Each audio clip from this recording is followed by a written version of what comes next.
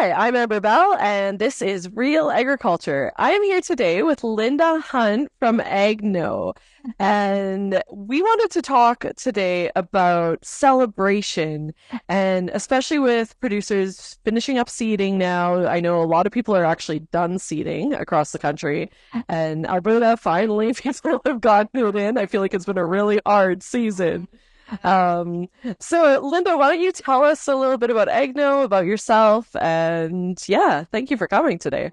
Yeah, no problem. So my name is Linda Hunt, and I'm a farmer. I farm near Riley, Alberta, and I'm also an agrologist, and I work with AgKnow. So I'm the director of AgKnow, AgKnow, which is the Alberta Farm Mental Health Network. So we're Alberta's approach to farm mental health, and we're responding to some research that's been showing high levels of anxiety and depression and burnout amongst farmers. And so we're looking at what can we do here in Alberta. And our approach is to ask farmers what they want. So we've been doing surveys and talking to farmers. We've also been talking to service providers and associations in agriculture and just trying to get a good handle on it. So we have, I think, a pretty good handle on what's going on so far and some response. So we have some training and some community events and crisis response and free counseling sessions and stuff like that going on right now. And yeah, that's pretty much AgKnow in a nutshell. That's amazing and so needed. And so, with that work, why do you think it's important that farmers actually celebrate successes like the end of calving or seeding or, because those are big deals. Like, there are a lot of work They that are goes into big this. deals. Yeah. They're a lot of work, and so we should celebrate when we do a lot of work. But it's also because agriculture is it's got quite a bit of risk associated with it. So if you made it through one of our intense growing seasons and actually made it with you're still married and your kids haven't left you and the equipment isn't totally smashed and your house isn't burned down, like if you've made it without any of those big catastrophes that happened, then it's time to celebrate. There's reason to celebrate. A lot of people, I think they forget that we're so far north that we don't really think about what farming is like in other parts of the world. And the farther south you go, the longer that spread is for seeding and for calving and that sort of thing. And so the pressure gets more intense the farther north we get. And so that intense growing season that we have up here it doesn't have a really good business model for having a lot of people helping us. And so it gets really hard and it's a lot of work. Yeah, and And I think a lot of us were really feeling it this like with that rain that hit, right? Like it was just like, yeah. okay, let's go time. Well, and then the wildfires up north and, and looking at the reservoirs down south, they're still hoping that they can fill up a bit more, like, so there's still challenges, right? And so to just take the moment to just like, we did it. The sun is coming up. The kids are still here, still married. I think it's okay. I think It's it's so good. I think that's a really big one. it's huge, huge. So, how can those celebrations actually impact the overall mental health and well-being of farmers, do you think? Well, well, for anybody, like celebration, you cannot celebrate if you don't have something to be grateful for. So it reframes what the situation that you're in, and it makes you shift things in your head from the worry and the stress and the focus to just relax and say, okay, why did I do this in the first place? And get back to your why and to look around, see the green grass and see the sun come up and see the flowers or the whatever it is for you, the little calves running around in the field, whatever it is, right? It shifts the way we think from stress and focus into gratitude. And as soon as you go into gratitude, it changes your chemistry of your whole body. The Okay. way you think and the way you feel, it all changes with gratitude. So celebration is one of those places that really clicks that for people.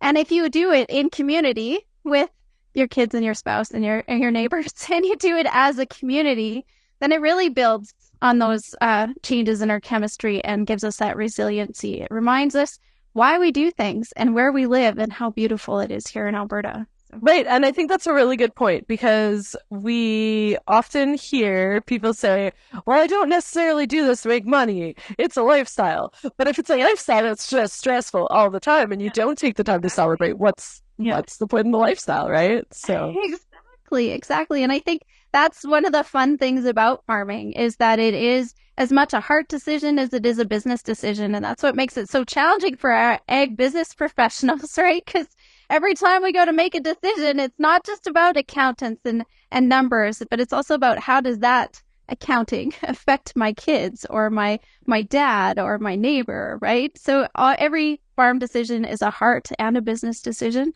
and that's what makes us unique and what makes it fun and challenging. So yeah, It really is. yeah. That's amazing. And can you provide some examples of like small everyday achievements that farmers sometimes overlook, but should probably be celebrating? Yeah, and some of them aren't achievements. Some of them are just things, right? Like, it's a really good technique when you have to do something really intense for a long time and it's going to take a lot of like seeding or calving or harvest, right? Like you're really intense and you're really focused. We can't just take 2 days off, have our weekends. We're going to be working through that because we have such a narrow window to get that off. And so when we look at that, the way to manage that is with little mini breaks in between, right? So one example, farmer I know in the Northeast, his son used to stand by the shop with a bucket full of pucks and 2 sticks. And every time his dad brought a truckload of grain in to dump at the bins, he'd stop and they'd shoot off all the pucks and then they'd jump back in the truck and he'd go. So that is a little mini break where he can just be in the moment with his child doing something fun, right? Some people, they tell you they stop and watch the sunset, right? Right. Those are just those little mini breaks that bring us into the present moment so we're not being anxious about what's going on and planning and orchestrating this big thing that we're doing, but we're just taking that moment to just live in the moment and to enjoy something that we enjoy.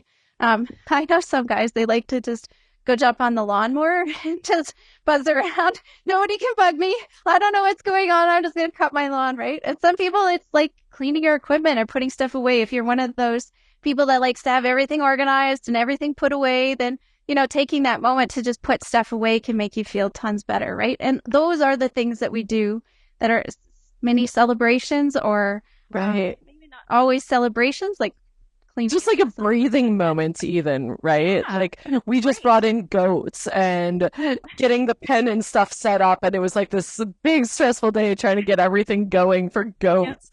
And just, I remember like at the end of the day, I took this moment and I'm just like, let's look at the goats. Yeah, that's so Good, right?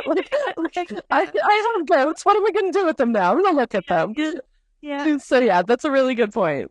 So going into the next part, as we go into growing season here, do you have any words of encouragement for producers as they move into this and, tying into the celebration line thought?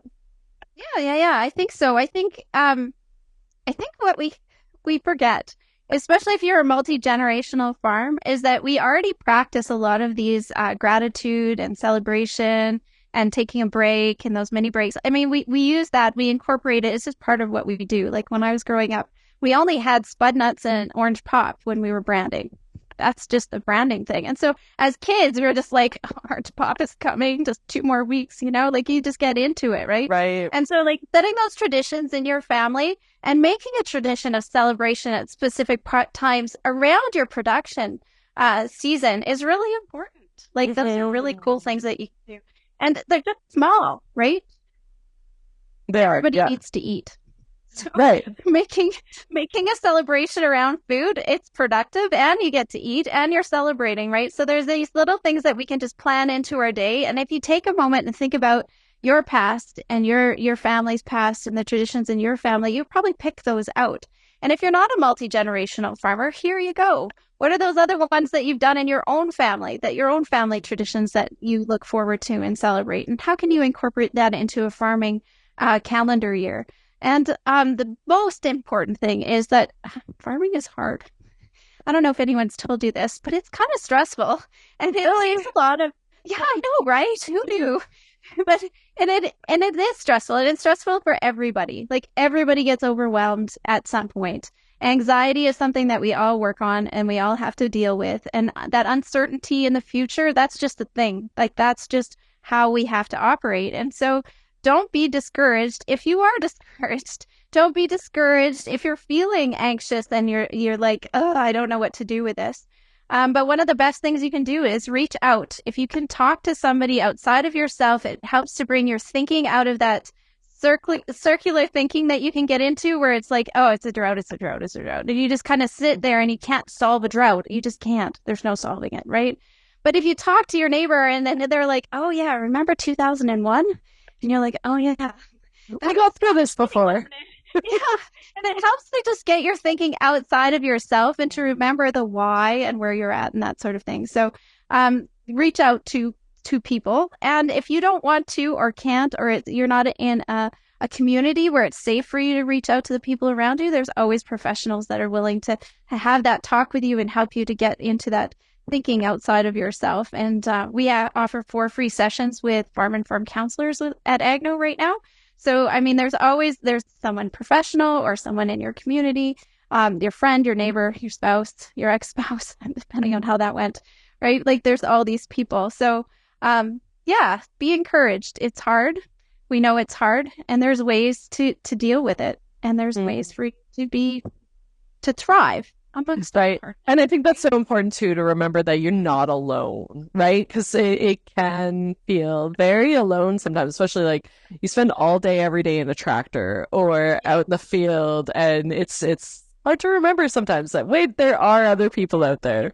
Yeah. Yeah, absolutely. Yeah. Well, that's fantastic. And how can people reach AgKnow if they need to get a hold of you guys? What does that look like? Our best way is through the website, so agknow.ca. You can email us at hello@agknow, agknow.ca. Or you can like send us a message we're on Instagram and Facebook and LinkedIn, occasionally on Twitter, not very often, but we are around. And there's phone numbers and stuff on our website. So yeah, reach out anytime. Wonderful. Well, thank you so much for joining us on Real Agriculture, Linda.